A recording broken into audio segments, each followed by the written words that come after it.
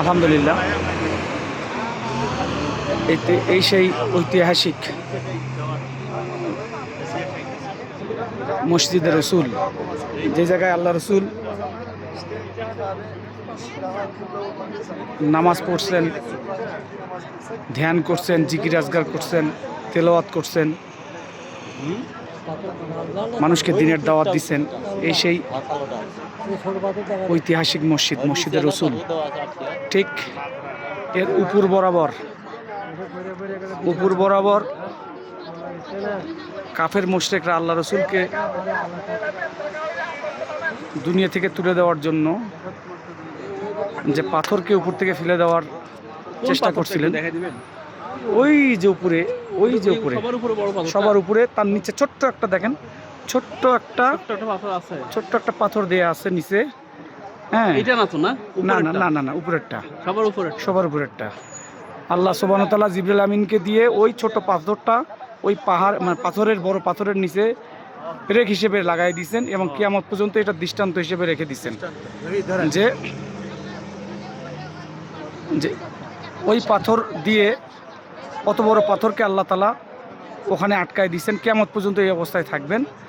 হ্যাঁ, এবং আল্লাহ রসুলকে হেফাজত করছেন। এটা মসজিদের আসল, আর ঠিক এর নিচে বরাবর এটা মসজিদে রসুল। এখানে উনি ইবাদত করতেন, ধ্যান করতেন, জিকির আজগার করতেন। আগন্তুক উম্মতকে উনি সবক দিতেন, দিনের দাওয়াত দিতেন, তালিম তরবিয়ত করতেন। এটাই সেই ঐতিহ্যবাহী মসজিদের রসুল। হ্যাঁ, পরবর্তীতে কিছু না কিছু হয়তো সংস্কার হতেই পারে, কিন্তু এর পবিত্রতা রক্ষার জন্য এই যে পাশে গ্রিল দেওয়া আছে, মানুষজন ভিতরে ঢুকে অনেক করে, ওই পাথর তুলে নেওয়ার চেষ্টা করে, কাঠের সামান্য দরজা যা পারে ওখান থেকে চিমটে নেওয়ার চেষ্টা করে, ভেঙে নেওয়ার চেষ্টা করে। এই জন্যেই আর এখানে ঢুকতে দেয় না। আচ্ছা,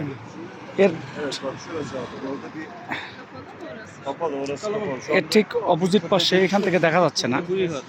হ্যাঁ, মসজিদে আলী, এখান থেকে নজরে আসতেছে না। হ্যাঁ, মসজিদে আলী। আর সেই ঐতিহাসিক বুড়ির বাড়ি, যেটার ব্যাপারে অনেক ইখতিলাফও আছে। যাই হোক, কিন্তু সকলে এটাকেই বুড়ির বাড়ি হিসাবে জিয়ারা করে। এখানে একটা কাঠ পড়ে আছে, আর তেমন কোনো কিছু নাই। আর একটু চার দেওয়াল তাও ভঙ্গুর অবস্থায় পড়ে আছে। এসে বুড়ির বাড়ির দেওয়ালে উঠলাম।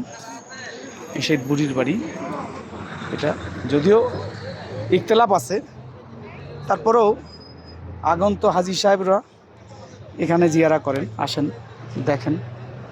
হ্যাঁ,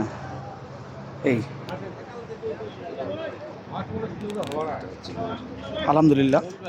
হ্যাঁ, চলেন।